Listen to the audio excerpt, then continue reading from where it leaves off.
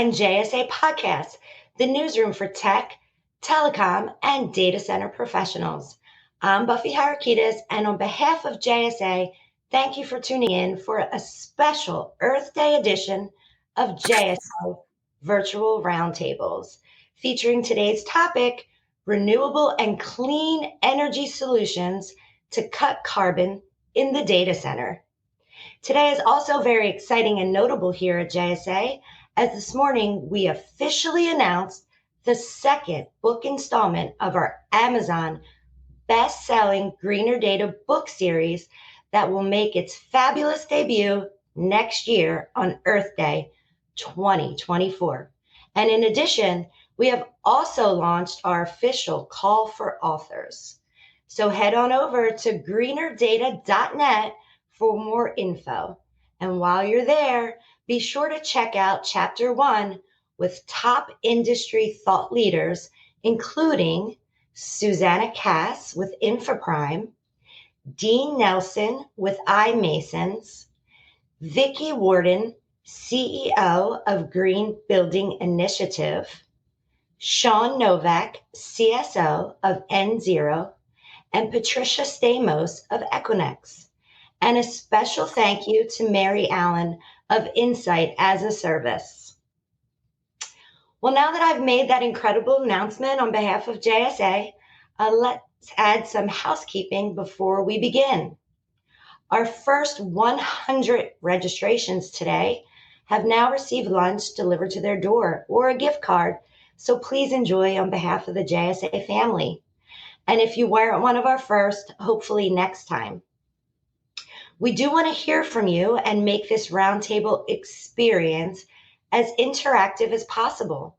So please go ahead and add any questions you might have into the chat, and our panelists will get to those if they have time, or simply just stick around once our roundtable is over today, and you can join our virtual networking tables immediately following for a unique opportunity to talk face-to-face with the speakers and other attendees.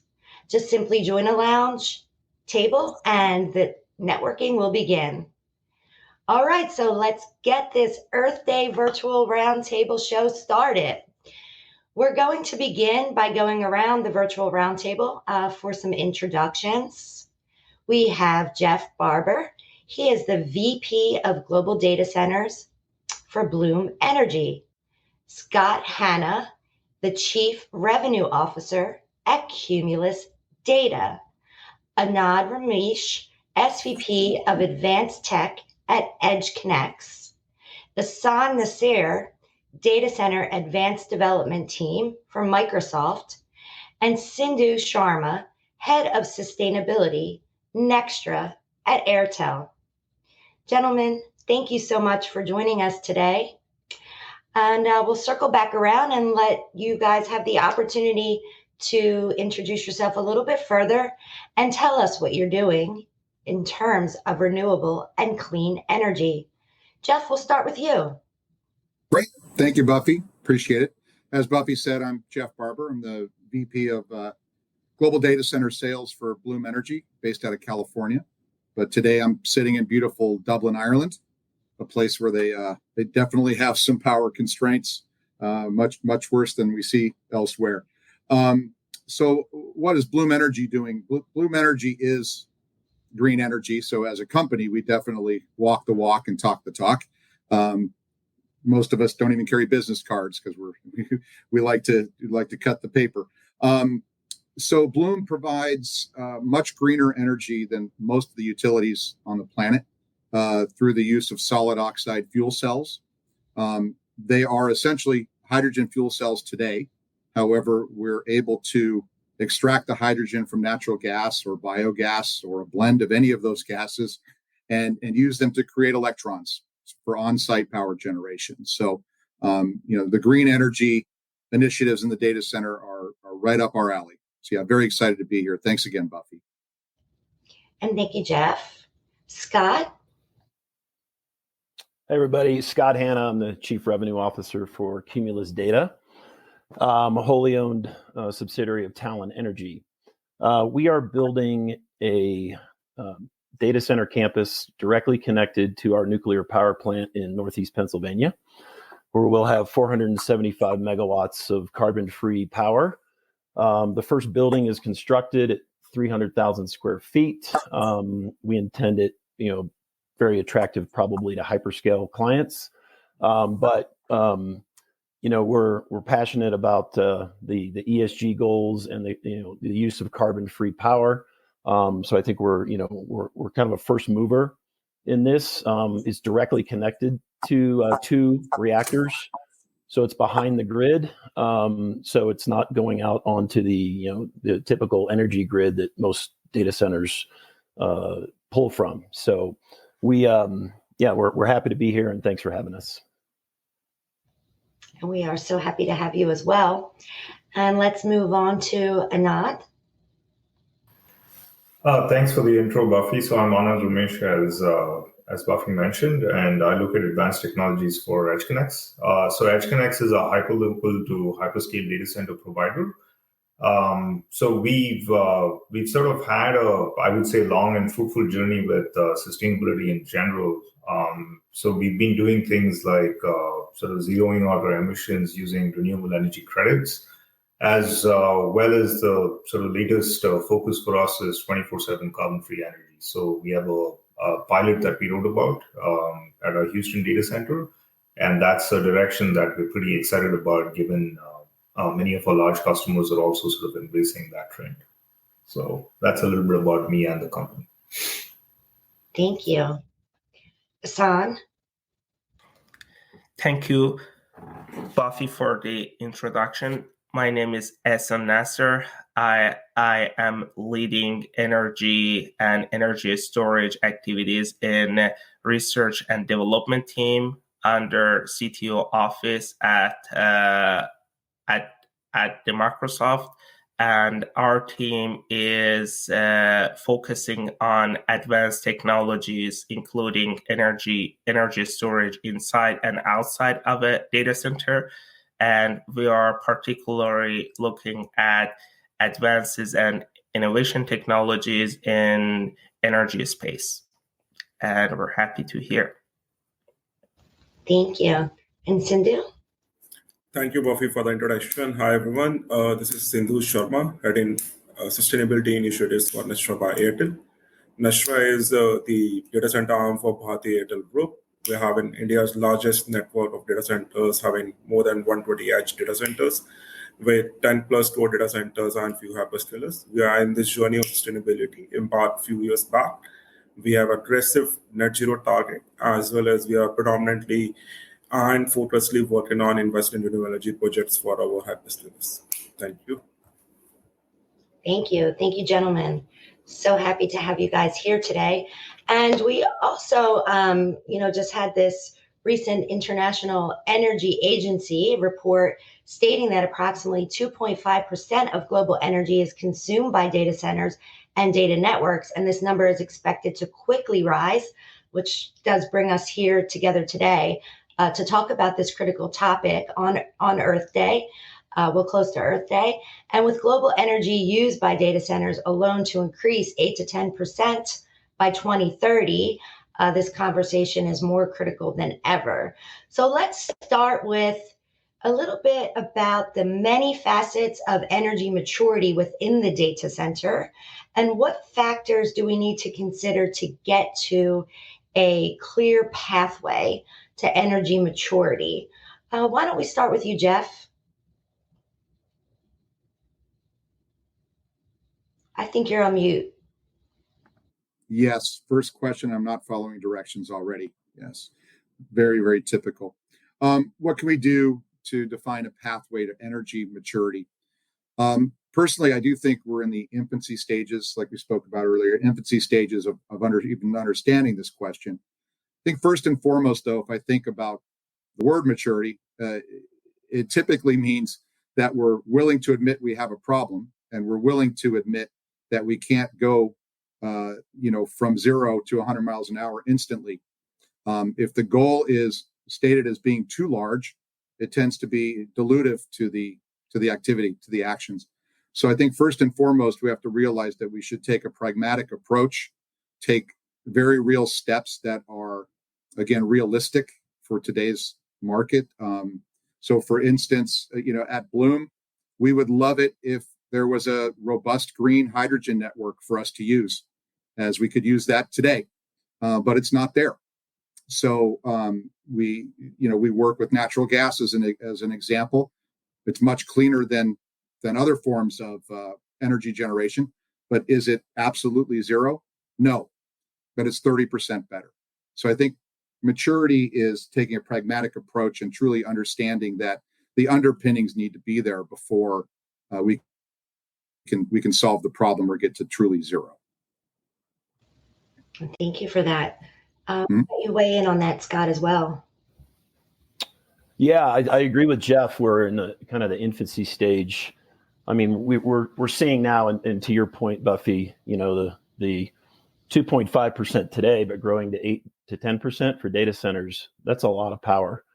And if you think about right now, we used to look at data centers on where the connectivity was, and that's still important. But now they're looking to where the power is, and so it's becoming a huge issue and it's perfect for Earth Day. It's becoming a huge issue for us, and I think their data centers are looking to find huge swaths of power, and we need to have you got to think about a couple of things. Number thing, the use of power, like how are we using it? How efficient are we? Can we use it differently? And that's important. We need to get power companies on board with this whole data center concept, and I also think we need to utilize the nuclear power plants that we have in the United States today. There's 99 of them, and we're not using them. They're providing power to the grid, but at carbon-free power, and it's a baseload power, there could be a lot done in that realm as well. But I mean, think about long-term. Right now, we're thinking about where can I get power. Long-term, we have to have a well-thought-out strategy of using renewables, using nuclear, using what Jeff's doing, what everyone on this call is doing to achieve that. And again, I think we're at the infancy stage right now. It's definitely a mix of, energy and a combination. And we chatted a little bit about that before we jumped on the call. I'd love to hear from EdgeConneX and Anand.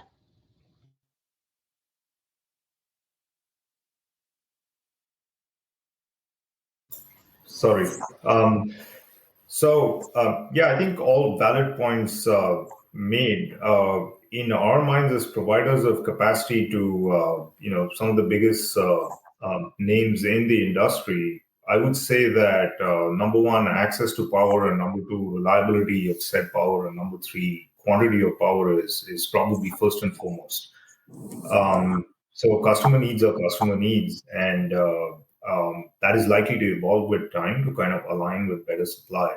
So once you take these constraints, then you have to figure out a path towards decarbonization. So as Jeff mentioned, you can't go from 0 to 100 in one step. And I think that's sort of really important to call out. So renewable energy credits, for example, are an imperfect, but still an effective tool for managing your emissions.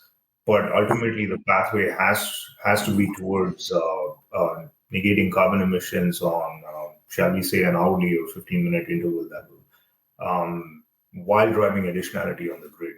So I think we are very, very aware of the constraints that we have to operate under, and how do you sort of solve this problem given these constraints is basically what we spend a lot of time thinking about right now. Thank you. Over at Microsoft, Hassan? Yeah, thank you. I think I 100% agree with our friends here. And backing to the idea of from what we are right now, and the end goal is kind of a pathway that we have to step with the collaboration with the partners.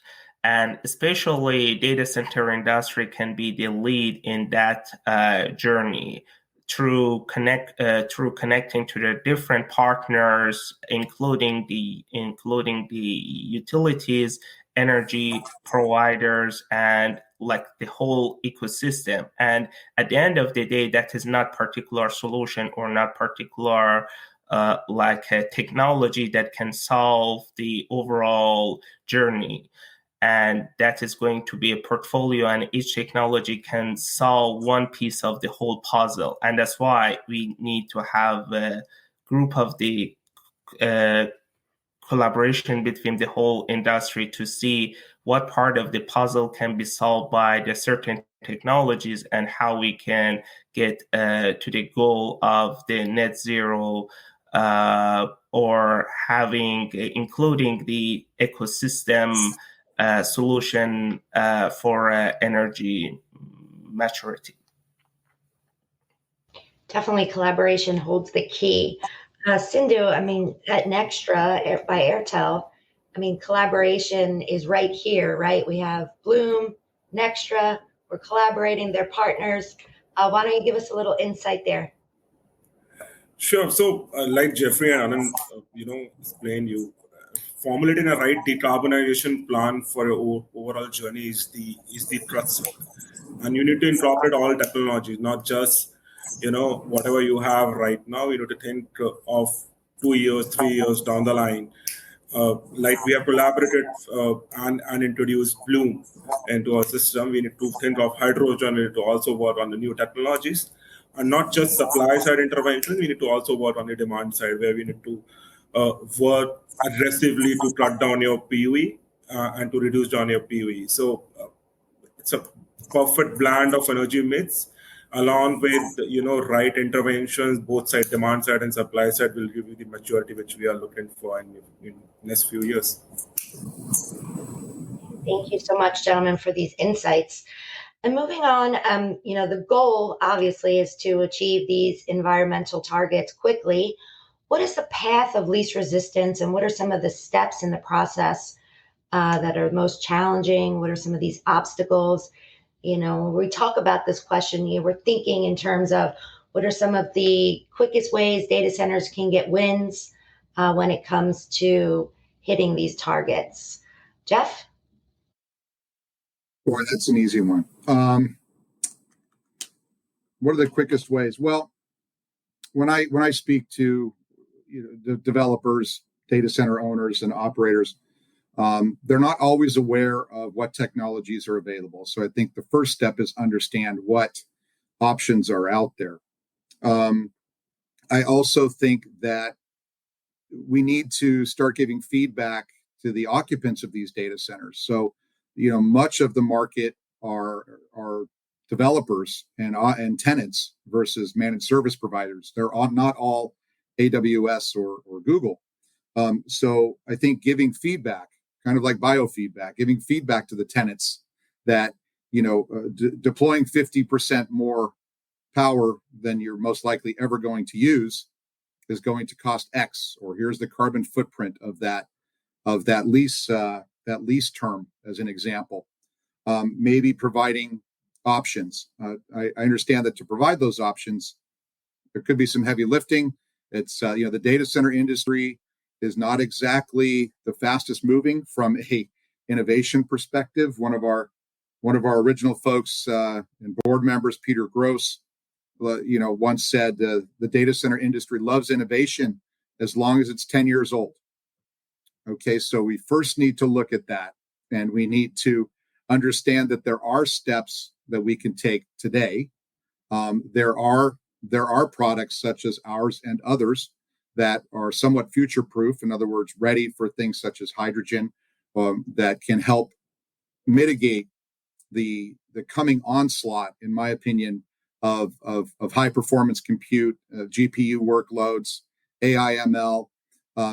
We know that this is beginning now. The 2.6%, I think you said, that's consumed today.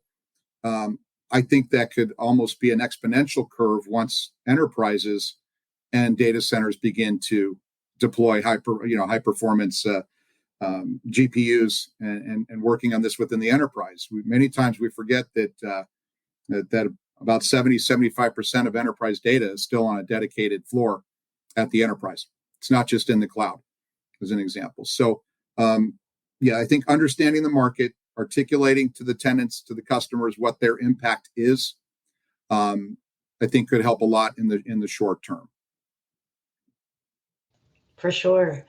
Scott, you want to add to that? Yeah, no, I agree with Jeff. That a definite need is to have that communication and be willing to do new things, maybe run things hotter, run things less redundant, those types of things.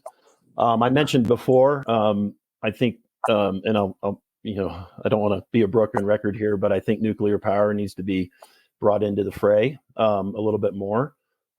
There's a lot of technologies out there, but obviously nuclear is 100% carbon free, and I think and it's a base load power, so I think that needs to be leveraged in a bigger way. We need to continue to develop wind and solar, which I know we're doing. I know at our company we're developing 2.4 gigawatts of it on the land that we have. So that needs, and then storage technologies in order to be able to increase the storage capacities of wind, and so you can actually use that power for data centers. So those are some things, and I know we'll probably get into the more challenging things on the next question, but those are some easy things. And then lastly, it's probably a little bit more challenging than we think, but is working with the power companies, the utilities, to partner with data centers because they use so much power.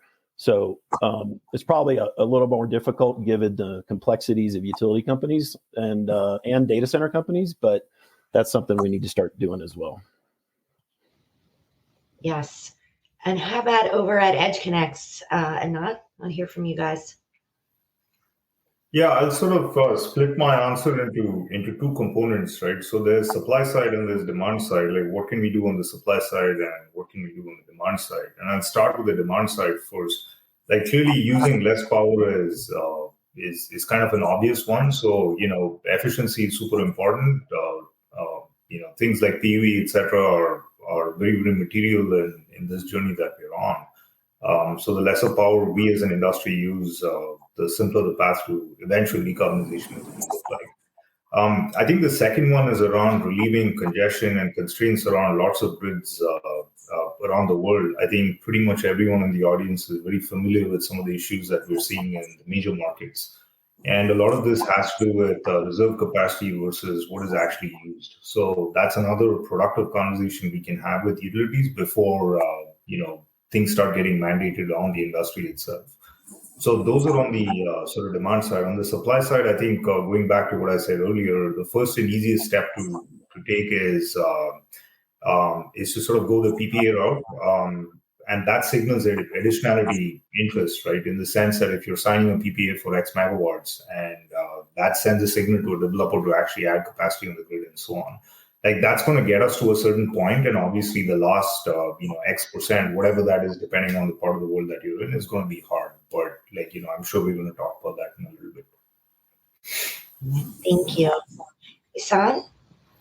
Yeah, sure. I believe the topic was covered well on this question, but I believe one of the key aspect back to the Anand points is basically from a demand side, for sure, focusing on it. Efficiency is super important. Also, there is another key important on flexible IT load and what we can do in above efficiency, what we can get it done to the IT load to be a flexible and also to be a kind of a dynamic to the what's happening on the other side of the fence of a data center. And that kind of ideas needs to have a innovation from a data center operator and owner and a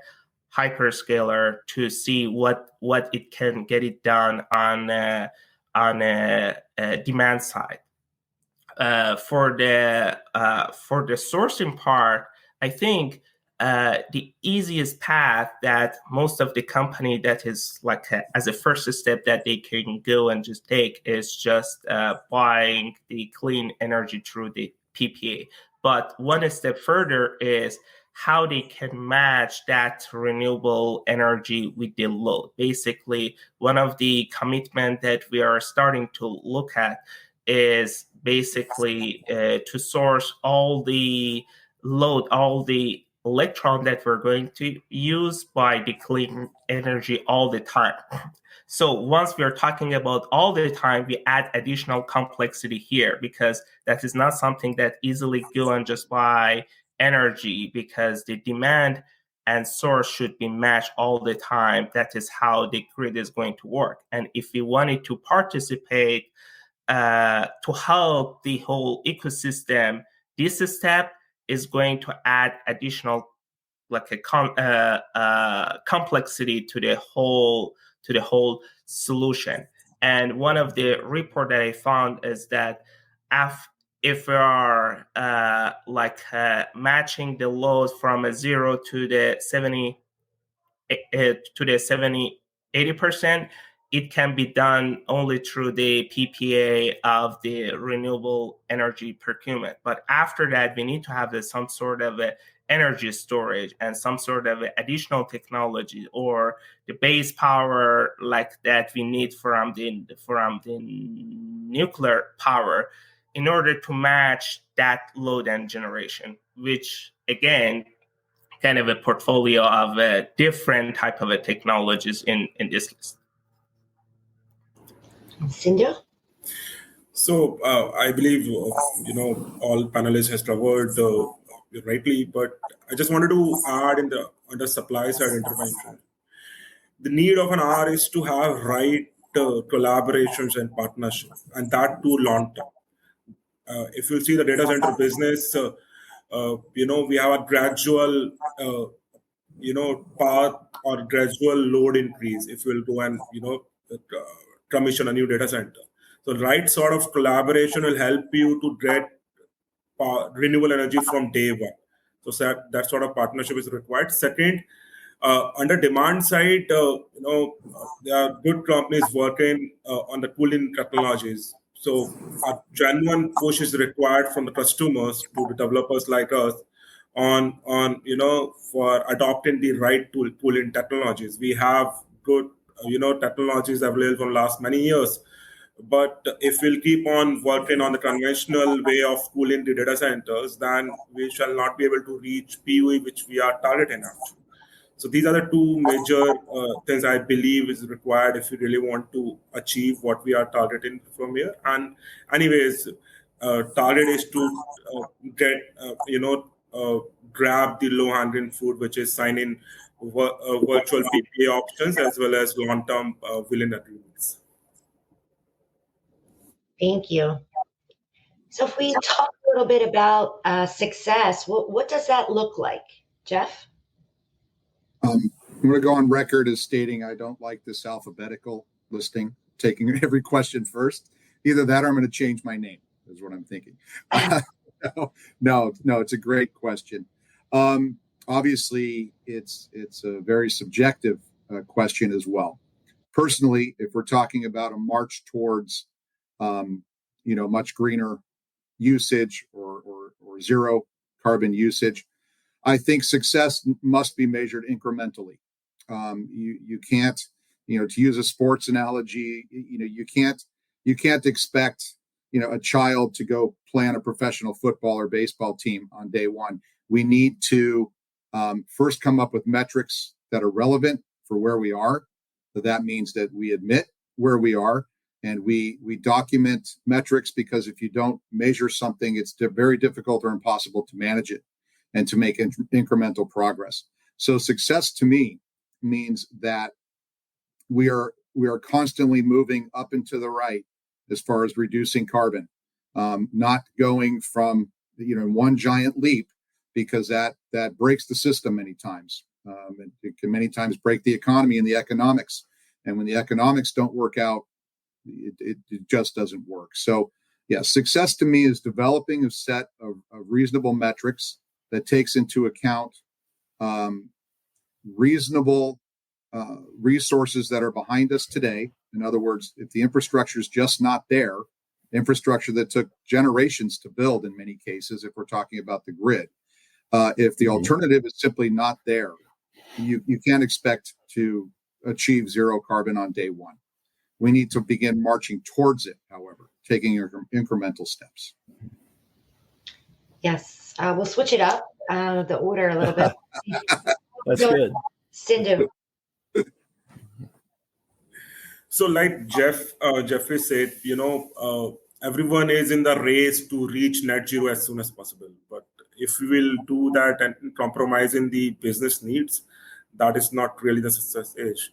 So we need to think of the right sort of interventions, and if you are achieving the targets which you are adopting on time, without compromising the needs of the business, as well as without compromising the collaborations, partnership, and and a separate carve out for the new technologies, then I believe that will be the success if you will achieve it, and you will bring all these things on a table at the right time. Thank you. Scott? Yeah, I do agree there. I think everything we're doing is really, really good. But we do have to measure it. And if we can get 1% better I had a whole coach tell me, get 1% better every day, before you know it, you're going to get really, really good. And if we can do that, I think we do need to be careful, as Sindhu has said, not to compromise. We can't put unrealistic goals out there. A lot of folks are stating these goals, and some of them I believe are unrealistic. But we can't go backwards either. Like, Germany just shut down their last 3 nuclear plants. And guess what they're going to use now? Coal. So it's going backwards. So we got to continue to promote these clean energy solutions and continue to get better. And I think if we just focus on getting, like 1% better every day, then we'll have success. Definitely. Anand? Yeah, I mean, the measurement part is sort of pretty self-evident, right? But I would sort of again urge folks to think along 3 lines based on Scope 1, Scope 2, and Scope 3 emissions. We spend most of our time talking about Scope 2 emissions today. This is essentially power that data centers use, but obviously there's a lot of carbon in concrete as well as steel manufacture.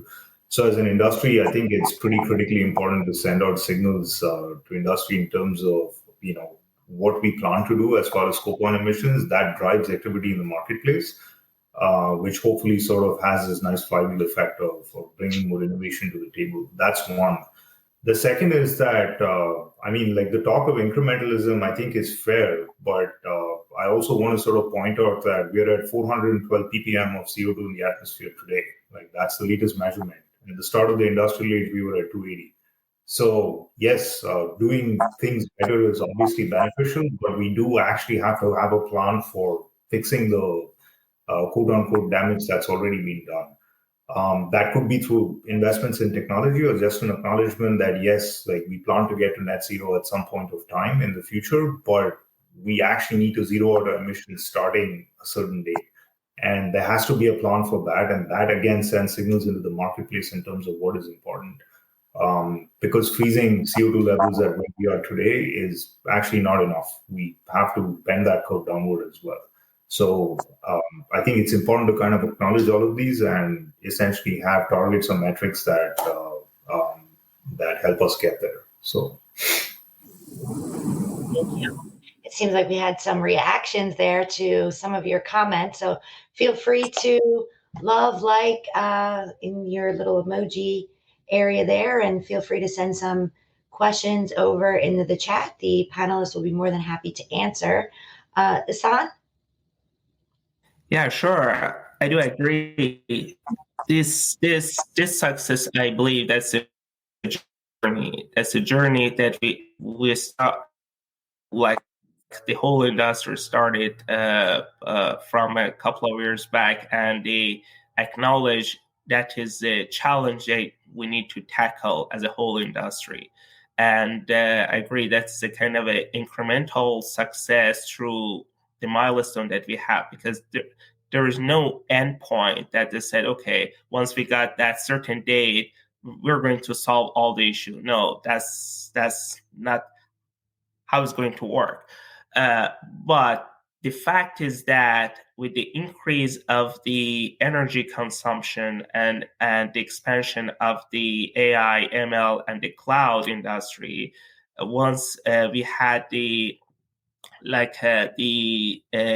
smallest scale at this industry, especially in a data center, and once we are looking at in the next 5 to 10 years, we do see there is a huge there would be a huge effort we need to make in order to still the same status that we are doing today. So we need to have a significant work to make sure that we can tackle the challenges that we have. Back to the another point, that's scope 1 and 2 and 3. Scope 1, I believe some people, they're saying that's the easy, but the thing is that is something that we need to tackle, at least from a first part of the data center, especially the diesel generator, how we can use the alternative, for example, using the hydrogen, using energy storage, that kind of thing. And at the end, I believe that the success is a whole journey, and getting and achieving the milestone at each step is a success for the whole industry. And while we have you, we'll dive into our last questions. We're about to wrap up here. We have a few minutes left. But looking into your crystal ball, what do you see happening in the next 3 to 4 years, let's say, some predictions to create smarter, more flexible energy systems needed to get to net zero emission? Yeah, I believe that is from innovation side. I think that's the key important factor that in the next few years we need to invest, and we need to find to invest on a technology that can change change from the technical perspective and also from the business perspective, and also the additional the factor that is going to be happen with the increased amount of the IoT smart devices that we have, and also more flexible and a smart controller that we're going to have. We are going to have the system more smarter, and also especially the collaboration with the grid, which is more grid friendly and working as an ecosystem, which the data center is not going to be burden to the utility and to the energy industry. That is going to be a part of the whole solution. And I believe in the next few years, we do see the data center industry, they're going to have a more contribution to the overall energy industry rather than only the burden to the industry. And we hope that we're going to be a lead in that sector. Thank you. We have time for probably one more crystal ball prediction here. How about we turn that over to Edge Connects? Anand? Sure. I think the demand side flexibility is something that both Sindhu and Hassan brought up, and I think that's going to be really important, right? So we've always treated IT load as invariant, and I think we're reaching the situation where we're acknowledging that it's not, right? There's work that Microsoft has published, Google has published work about moving load according to carbon intensity of grids, etc. So I think approaches like these are going to become more commonplace. So that's one. And I think the second point in general I would like to make is that I think as an industry, we've gotten pretty used to showing up and saying we must have X megawatts, and we kind of get that, and we build a data center and so on and so forth. I think the conversation is going to start getting flipped. Like, how do we fit into communities? How do we fit into electricity grids? And I think as an industry, we kind of have to do our part through things like demand shaping, efficiency, bringing additional renewable capacity to the table, et cetera, et cetera. So. Thank you. And thank you, gentlemen, so much for all of your insight that you have delivered today here on JSA's virtual roundtable, special Earth Day edition. And thank you to all our viewers live on LinkedIn and across the world that have tuned in today to join us for this very special Earth Day edition of JSA's virtual roundtable. This is such a timely topic, as we discussed, and as we approach Earth Day in just a few days, it's very critical that we do come together, like you gentlemen have discussed throughout this conversation, and partner and collaborate to achieve the ultimate goal of reducing carbon emissions. So thanks again. And viewers, we hope you enjoyed your lunch if you're one of the first 100 registrations. And make sure you visit us at greenerdata.net to hear our big news today. The launch of the Greener Data second edition Amazon bestselling book and our official call for authors. And we hope to see you next time. Our next discussion takes place on May 25th at 1 p.m., where we'll discuss connecting the unconnected with digital infrastructure solutions. And that's a wrap. Be sure to look out for the playback of today's roundtable coming soon to JSA TV and JSA Podcast. We're on YouTube, iTunes, iHeart, Spotify, and so much more.